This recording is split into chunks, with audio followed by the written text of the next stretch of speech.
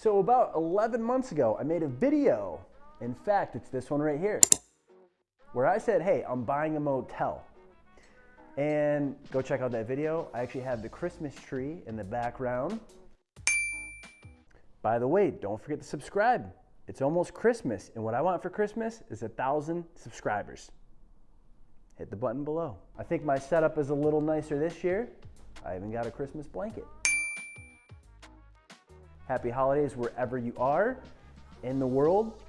I wish you well. But the reason I'm making this video is because DBW something, I'm gonna call her Deb, said, hey, I'm in the same situation. I'm about to buy a motel. What's been your experience? Also, have you made update progress videos like you said you would? No, I didn't, Deb. I'm sorry about that. So this video is gonna be an update on the motel that I was buying. Okay, so now that you hit the like button on the video and maybe subscribe, let's get right to it. So what happened was we didn't end up buying the motel. And this was actually one of the first deals I lost EMD on. Now, if you're new to real estate, EMD, earnest money deposit. Basically, you put money down, you have it under contract, and you're trying to put the deal together, or you're trying to do your due diligence and figure out information to see if it is actually a deal in fact. What happened with us was we ran out of time. More specifically, our investors actually backed out at the last minute. So I thought what might be good is to talk about, number one, EMD, number two, talking about, having investors, and also kind of share my story and experience with this of things to, never do. Don't do this actually. So Deb, for you, the update is we never purchased the property, so I don't have experience to share with it. Kind of sucks, but what I realized was sometimes when a door closes, a window of opportunity opens, or whatever that cliche saying is. What happened was, looking at it in hindsight, I think we actually found a better deal, which I made a video on my channel, and that one is the Division project. Now, we're about to close on this one really soon, and this one is way bigger with way more opportunity. And I don't think we would have got this opportunity because we would not have been looking if we would have closed on that motel. So, in hindsight, everything kind of worked out how it probably should have worked out. Everything worked out better so far. Knock on wood, and just kind of going through the experiences here and documenting those. So we'll see. Hopefully at the end it all works out the best. But again, in hindsight, losing this deal, it did suck. We did lose EMD. It was the first time ever losing EMD. We lost about $12,500. And we were actually fortunate enough where our seller gave us half back. He was working with us because he wanted to sell the deal to do another deal. And basically the situation that we ran into with our investors was something like this.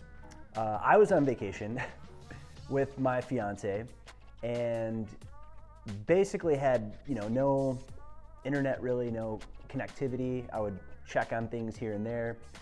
And as I was on vacation, I come to find out the investors back out. They're not doing the deal. We ran out of time. We didn't have any other investors. Our seller, he's getting pissed because we've already had this deal under contract for a long time. Our money went hard. And I kind of came back to a shitstorm. So when I talked to the investors who backed out, here's what happened. A couple weeks before, they said yes, and I went on vacation. They basically said, hey, we're gonna do this deal. Let's get the operating agreement signed. Let's get all the paperwork lined up. We're in, we're ready to rock. But they did not have EMD down. That's number one mistake, my friends. If there is an investor, they have to commit. They gotta be pot committed. They gotta put money in. There ain't no free rides, and you can't give people free rides. They gotta commit a little something in it so they have something to lose. We didn't make them commit, and that was our fault. Lesson learned, it'll never happen again. But what happened was They decided to back out. Some things happened with them financially. Maybe they got cold feet, whatever. But the bottom line was there's no document signed. They didn't have any skin in the game. They could walk away legally scot-free. Now, I have a relationship with them, and I said, hey guys, you know, that's kind of shitty. Are you guys gonna give us half of the EMD that we lost? We worked out a deal with them and they paid, but again, the seller gave us, so we put $25,000 down, the seller gave us $12,500, and then they gave us half of what we lost. So we still lost some money, which sucked at the end of the day, but that is the risk that you take when you get these deals under contract. You're putting them together if you're not gonna do it yourself.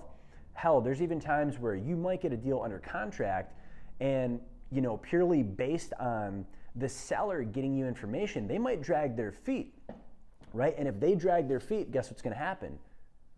You might run out of time. So another thing that I learned in this deal, right, running out of time and also getting burned by investors backing out with no commitment is this. Whenever I get a deal under contract now, I have things that are in that, I'm trying to think of the term, the LOI, letter of intent, right? So I have LOI, I put money down, I get it under contract, right? We're drafting up all the other, you know, purchase agreement, everything that comes with it.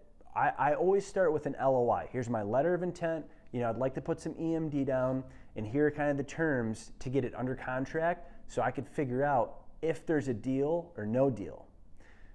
Now, what you want to do is you want to put in that letter of intent a time frame of when the time starts ticking for your money to go hard.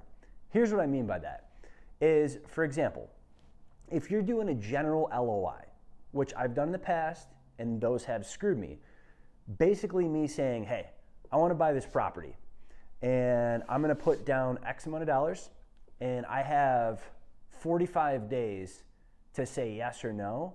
Basically, let me kind of dig in and go through all the numbers. And if I don't pull out or back out before the 45 days, you could just keep that EMD because I'm serious and I want to buy this property, right? But it gives you a period to lock it up, to not worry about other people, other offers.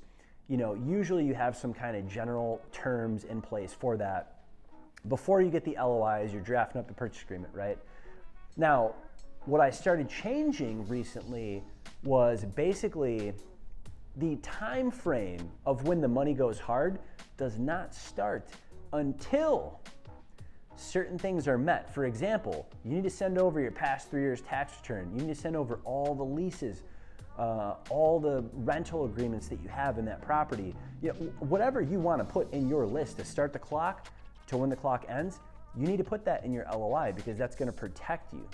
Because what could happen is if you don't put that in your LOI, what's going to happen is there may be times where the seller does not get you this information that you need for weeks, for months at time. This has happened to us, and that shortens your window.